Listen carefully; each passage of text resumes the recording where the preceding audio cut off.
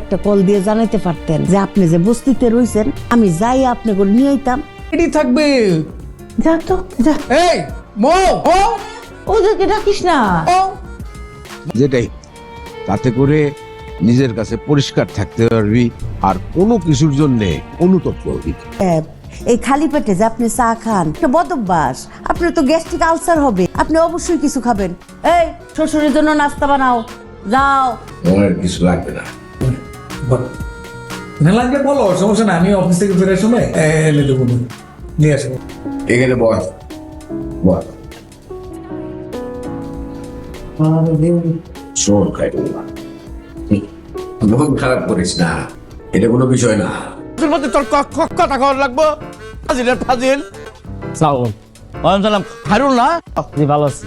স্যারে যেটা খাইতে কইলো এইটা খাও, তুমি খাও।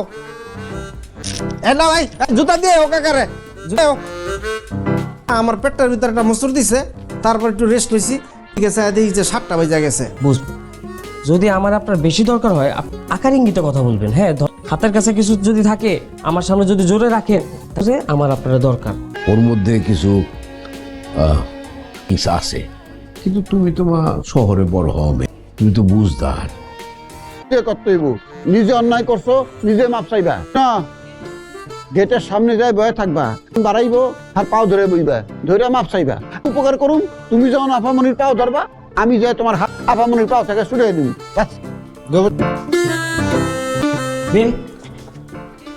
ঝামেলা হয়েছে নাকি? না, কোনো ঝামেলা হয় নাই। বাবা কিছু বলছে? কেউ কিচ্ছু বলে নাই, আমি আপনাকে ভেতরে না দেখে ছিলাম। আর আপনার ইস্যুস নিয়ে প্যারা খাওয়াটা বন্ধ করেন। ঘুরতেছিলাম আর কি। হ্যাঁ, ওই কথা বলার জন্যই তো আমি আসছি। হচ্ছে যে আমি তো জানি যে ওই জায়গায় অনেকগুলো টাকা বন্ধ পড়ে আছে বাড়িটা, ওইটা নিয়ে আমার আছে মাথায় চিন্তাটা আছে, কিন্তু মুহূর্তে এতগুলো টাকা আমার পক্ষে আসলে দেওয়াটা সম্ভব। ব্যবসার যে বেশ কিছু টাকা বিভিন্ন জায়গায়। আপনার থেকে বাইরে তো না। হ্যাঁ, বাইক করবো কেটা? চল আমরা দুজন যাই। মা, এসব নাটক না করলে হয় না। কোন নাটক? তুমি বহুত নাটক দেখছি না, আমার একটা না হয় দেহ। আসেন আসেন আমরা আসেন। নানু উনি আসেন, আসেন আসেন। না,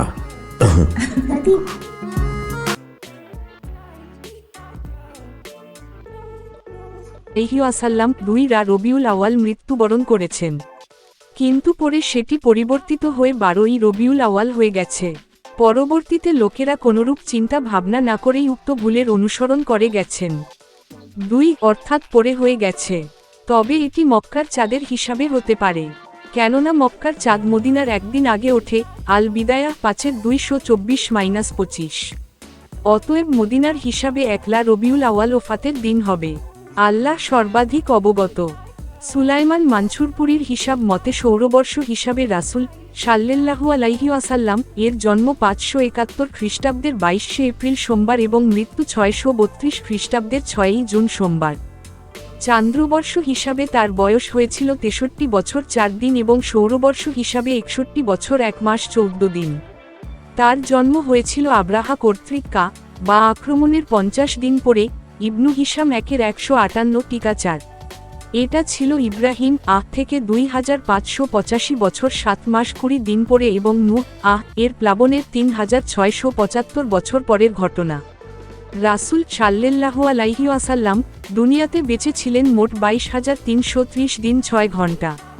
তন্মধ্যে তার নবুয়তকাল ছিল 8,156 দিন। 3 সঠিক হিসাব আল্লাহ জানেন। 1 সহিহ হাদিসসমূহের বর্ণনা অনুযায়ী রাসূল সাল্লাল্লাহু আলাইহি ওয়াসাল্লাম এর জন্ম সোমবারে হয়েছে, কোন তারিখ সেটা বলা নেই। অতএব সোমবার ঠিক রাখতে গেলে আধুনিক জ্যোতির্বিজ্ঞানের হিসাব মতে 9ই রবিউল আওয়ালই সঠিক জন্ম তারিখ হয়, 12ই রবিউল আওয়াল নয়, যা প্রসিদ্ধ আছে। সুলাইমান বিন সালমান মানছুরপুরী মৃ 1930 খ্রি রহমাতুল্লিল আলামিন উর্দু দিল্লি 1980 খ্রি 1-40 আর রাহিকো প্রি 54 মাসা 5-9 প্রি। তার জন্মের কাহিনীতে প্রসিদ্ধ আছে যে রাসূলুল্লাহ সাল্লাল্লাহু আলাইহি ওয়াসাল্লাম খাতনাকৃত ও নারী কাটা অবস্থায় ভূমিষ্ঠ হন। 2 কেউ তার লজ্জাস্থান দেখেনি। 3 শৈশবে বক্ষ বিদারণের দিন জিবরিল তার খাতনা করেন, জৈফা 6270। 4 জান্নাত থেকে আসিয়া ও মারিয়াম নেমে এসে ধাত্রীর কাজ করেন। 5 আবু লাহাব মৃত্যুর পরে তার পরিবারের কোন একজনকে, বলা হয়ে থাকে আব্বাসকে, স্বপ্ন দেখান। তাকে বলা হয় আপনার অবস্থা কি? তিনি বলেন আমি জাহান্নামে, তবে প্রতি সোমবার আমার আযাব হালকা করা হয় এবং আমার এই 2 আঙ্গুল থেকে পানি চুষে পান করি। আর এটা এই কারণে যে নবী সাল্লাল্লাহু আলাইহি ওয়াসাল্লাম এর জন্মের সুসংবাদ দানের ফলে আমি আমার দাসী চুয়াইবাকে মুক্ত করে দেই এবং সে নবীকে দুধ পান করাই। উল্লেখ্য যে আবু লাহাব 2য় হিজরিতে সংঘটিত বদর যুদ্ধের সপ্তাহকাল পরে মারা যান। আব্বাস তখন কাফের ছিলেন এবং 8ম হিজরিতে মক্কা বিজয়ের দিন মুসলমান হন। 6 রাসূল প্রসবের সময় তার মা বলছেন যে আমার গুপ্তাঙ্গ দিয়ে নূর অর্থাৎ জ্যোতি বিকশিত হয়, যা শামের প্রাসাদ সমূহকে আলোকিত করেছিল। উম্মাহাতুল মুমিনিন যা স্বচক্ষে দেখেছিলেন, এটি ছিল ভবিষ্যতে শাম এলাকা ইসলামের আলোকে আলোকিত হওয়ার আগাম সুসংবাদ। 7 পারস্যের কিসরা রাজপ্রাসাদ কেঁপে উঠেছিল এবং তার 14টি চূড়া ভেঙে পড়েছিল, আর এটি ছিল তার ভবিষ্যৎ নবী হওয়ার অগ্রিম সুসংবাদ। 8 এ সময় মজুসীদের পূজার আগুন নিভে গিয়েছিল। 9 ইরাকের শাওয়া হ্রদের পানি শুকিয়ে গিয়েছিল এবং তার পার্শ্ববর্তী গির্জাসমূহ ধসে পড়েছিল ইত্যাদি। আবদুল্লাহ বিন মুহাম্মদ বিন আব্দুল ওয়াহাব নাজদি, মুক্তাসার সিরাতুর রাসূল সাল্লাল্লাহু আলাইহি ওয়াসাল্লাম, রিয়াদ, প্রথম সংস্করণ 1414 1994 খ্র 18-20 প্রি। মুবারকপুরি আর রাহিকুল মাকতুম, কুয়েত, দ্বিতীয় সংস্করণ 1416 1996 খ্র 54 প্রি। উল্লেখ্য যে আর রাহিকের বাংলা অনুবাদক ও সম্পাদকগণ তাদের অগণিত ভুল অনুবাদের মধ্যে ওই সাথে এটাও যোগ করেছেন যে 10 ওই সময় বাগরিহের 360টি মূর্তি ভুলুণ্ঠিত হয়ে পড়ে। বঙ্গানুবাদ আগস্ট 1995 101 প্রি, সেপ্টেম্বর 2009 76 প্রি। যে কথা মূল আরবি প্রি 54 এবং লেখক কর্তৃক অনুদিত উর্দু সংস্করণ লাহোর নভেম্বর 1988 প্রি 101 নেই। বলা বাহুল্য উপরে বর্ণিত সকল বর্ণনাই ভিত্তিহীন কল্পকথা মাত্র। 2 বিস্তারিত ফাথুল বারিহা 4426 এর পরে রাসূল সাল্লাল্লাহু আলাইহি ওয়াসাল্লাম এর অসুখ ও মৃত্যু অনুচ্ছেদ আল বিদায়া ওয়ান নিহায়া 5/224-25 মোস্তফা চরিত 867-68 প্রি। 3 কাজী সুলাইমান বিন সালমান মানছুরপুরি মৃ 1349-1930 খ্রি স্মাইলি রহমাতুল্লিল আলামিন দিল্লি, প্রথম সংস্করণ 1980 খ্র 2/16 368 প্রি 1/40 251 প্রি। তিনি মক্কার কুরাইশ বংশের শ্রেষ্ঠ শাখা হাশেমি গোত্রে জন্মগ্রহণ করেন। তার পিতার নাম ছিল আব্দুল্লাহ, মাতার নাম আমেনা, দাদার নাম ছিল আব্দুল মুত্তালিব, দাদির নাম ফাতেমা, নানার নাম ছিল ওয়াহাব, নানির নাম বাররা। নানার বংশসূত্র রাসূল সাল্লাল্লাহু আলাইহি ওয়াসাল্লাম এর ঊর্ধ্বতন দাদা কিলাব এর সাথে এবং নানির বংশসূত্র কুছাই বিন কিলাব এর সাথে যুক্ত হয়েছে। দাদা আব্দুল মুত্তালিব ছিলেন বনু হাশেম গোত্রের সর্দার এবং নানা ওয়াহাব ছিলেন বনু জোহরা গোত্রের সর্দার। দাদার হাশেমি গোত্র ও নানার জোহরা গোত্র কুরাইশ বংশের 2 বৃহৎ ও সম্ভ্রান্ত গোত্র হিসাবে প্রসিদ্ধ ছিল। Rasulullah Sa'alina Amy Yuga Paramparaya Banua Damara Sresta Yuj Prerita Hechi। অবশেষে আমি সেই যুগে এসেছি যে যুগে আমি রয়েছি। বুখারী 3557। 2 রোম সম্রাট হিরাক্লিয়াস আবু সুফিয়ানকে হুদায়বিয়া সন্ধির পরে তার কুফরি অবস্থায় প্রশ্ন করেছিলেন, তোমাদের মধ্যে নবী দাবিকারী ব্যক্তির বংশ কেমন?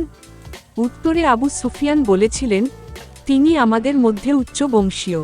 হেরাক্লিয়াস বলেছিলেন, এভাবেই নবী রাসূলগণ তার সম্প্রদায়ের সেরা বংশে জন্মগ্রহণ করে থাকেন। বুখারী 4553, মুসলিম 1773, মিশকাত 5861।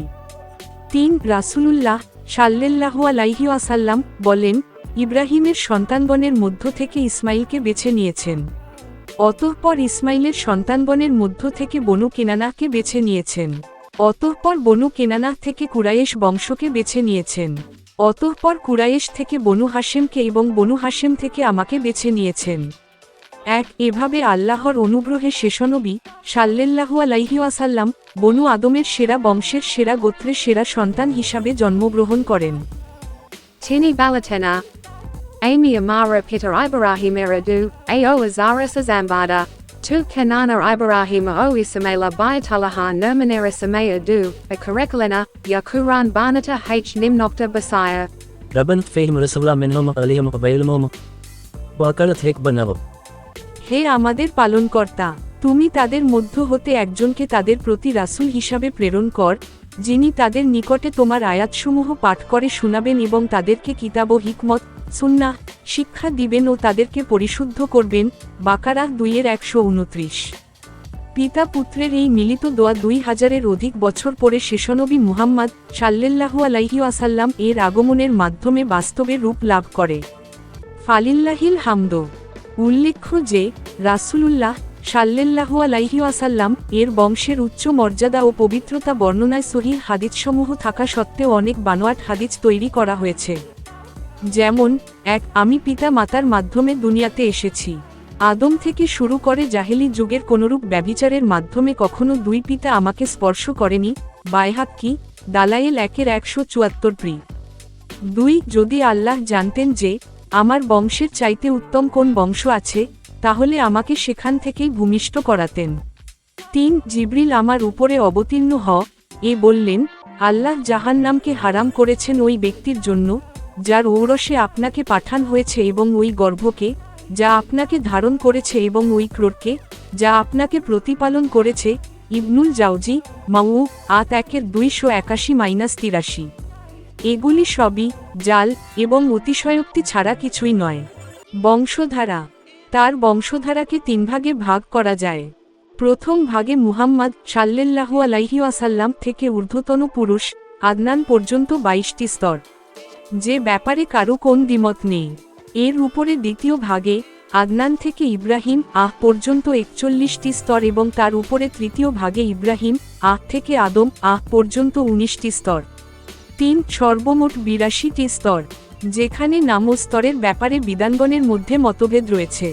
আমরা নিম্নে আদনান পর্যন্ত বংশধারা উল্লেখ করলাম, যেখানে কোন মতভেদ নেই এবং এতেও কোন মতভেদ নেই যে আদনান নবী ইসমাইল এর বংশধর ছিলেন। জাদুল মা আদ 1:70। 1 মুহাম্মদ বিন, 2 আব্দুল্লাহ বিন, 3 আব্দুল মুত্তালিব বিন, 4 হাশেম বিন, 5 আব্দে মানাফ বিন, 6 কুছাই বিন, 7 কিলাব বিন, 8 মুররাহ বিন, 9 কা ব বিন, 10 লুয়াই বিন, 11 গালিব বিন, 12 ফির লকব কুরায়েশ বিন, 13 মালেক বিন, 14 নাজার বিন, 15 কিনানাহ বিন, 16 খুজাইমা বিন, 17 মুদ্রিকাহ বিন, 18 ইলিয়াস বিন, 19 মুজার বিন, 20 নিজার বিন, 21 মা দ বিন, 22 আদনান। 4 এর মধ্যে পর্দাদা হাশেম এর নামে হাশেমি গোত্র এবং দ্বাদশতম পুরুষ ফির যার উপাধি ছিল কুরায়েশ, তার নামানুসারে কুরায়েশ বংশ প্রসিদ্ধ লাভ করে। কুরায়েশ অর্থ তিমি মাছ, যা হল সাগরের বৃহত্তম ও অপরাজেয় প্রাণী। বাইহাক্কি দালায়েল 1:181 প্রি। 1 মুসলিম 2276 ও আছেলা ইবনুল আশোকা হতে মিশকাত 5740 ফাজায়েল ও সামায়েল অধ্যায়। 2 আহমাদ সহিহ ইবনু হিব্বান আবু উমামাহ হতে সিলসিলা সহিহা 1545। 3 ছফিউর রহমান মুবারকপুরি আর রাহিকুল মাকতুম 48-49 প্রি। সুলাইমান মানছুরপুরি রহমাতুল্লিল আলামিন 25-31 প্রি।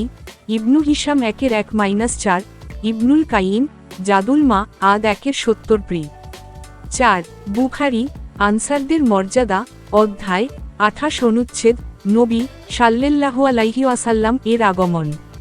প্রসিদ্ধ আছে যে রাসূল সাল্লাল্লাহু আলাইহি ওয়াসাল্লাম স্বীয় বংশধারা বর্ণনার ক্ষেত্রে আদনান পর্যন্ত উল্লেখ করার পর উপরের স্তরসমূহের ব্যাপারে চুপ থাকতেন এবং বলতেন, বংশবিদরা মিথ্যা বলেছে আর রাহিকো কুরিপ্রি। বর্ণনাটি মৌ বা জাল আলবানি সিলসিলা জৈফা 111।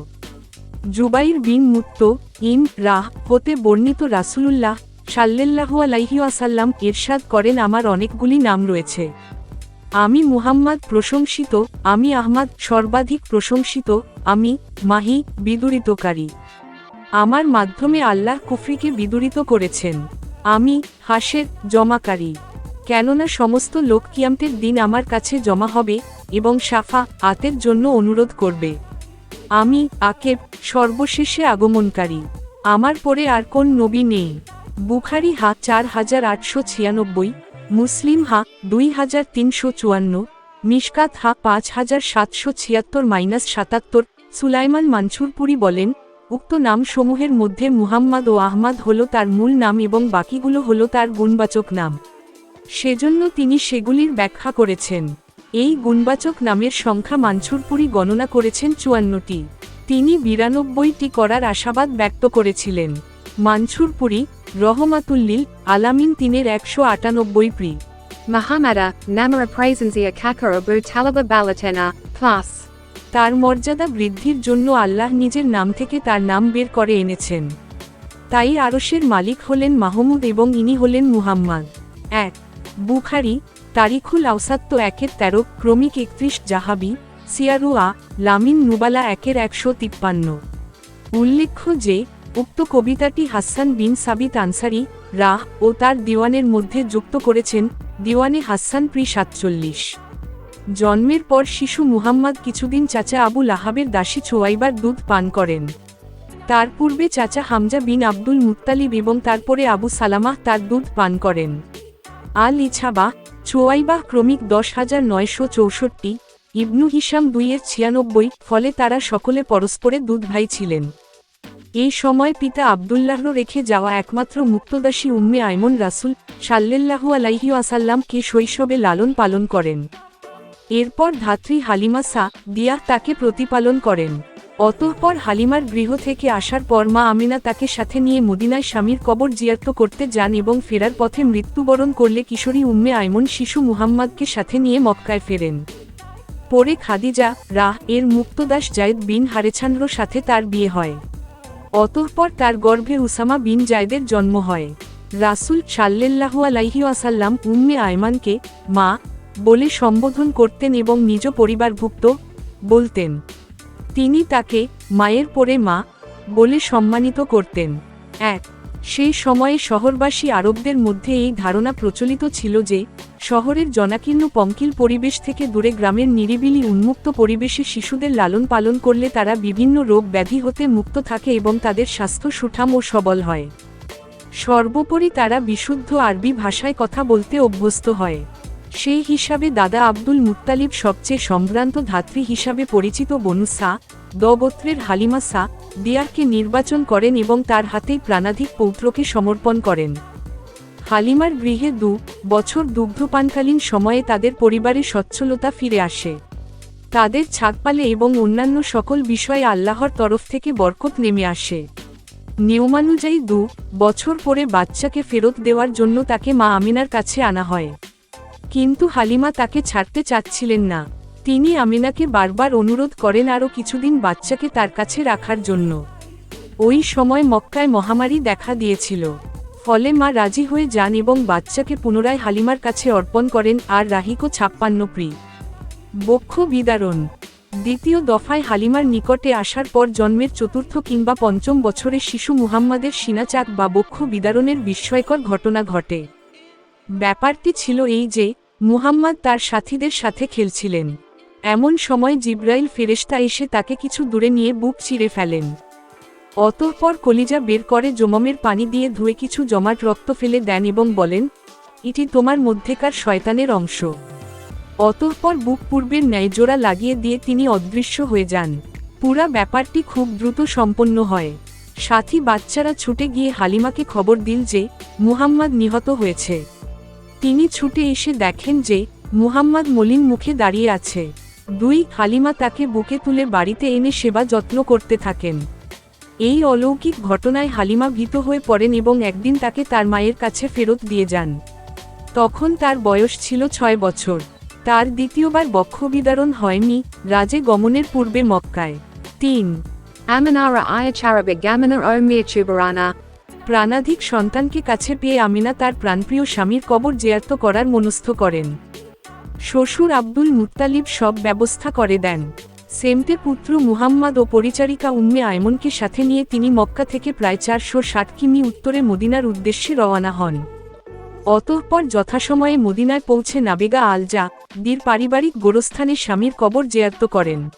অতঃপর সেখানে 1 মাস বিশ্রাম নেন।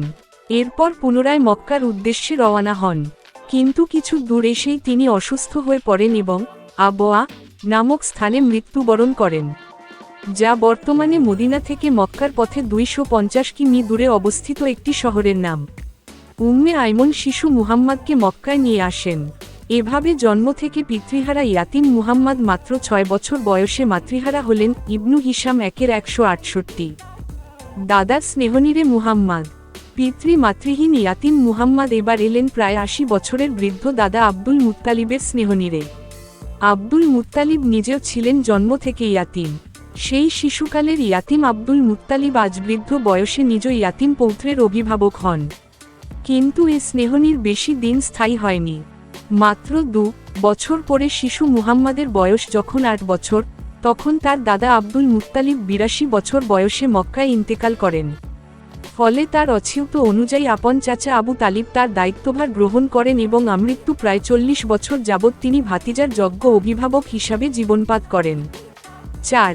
Kasora Muhammad o Bayabasaya Gamana. 10 বা 12 বছর বয়সে চাচার সাথে ব্যবসা উপলক্ষে তিনি সর্বপ্রথম সিরিয়ার বুচরা শহরে গমন করেন। সেখানে জিরোজিস ওরফে বাহিরা নামক জনৈক দূরদৃষ্টিসম্পন্ন রাহেব অর্থাৎ খ্রিস্টান পাদ্রীর সাথে সাক্ষাৎ হলে তিনি মক্কার কাফিলাকে আন্তরিক আতিথেয়তায় আপ্যায়িত করেন এবং কিশোর মুহাম্মাদের হাত ধরে কাফিলা নেতা আবু তালেবকে বলেন, এই বালক বিশ্ব জাহানের নেতা। একে আল্লাহ বিশ্ব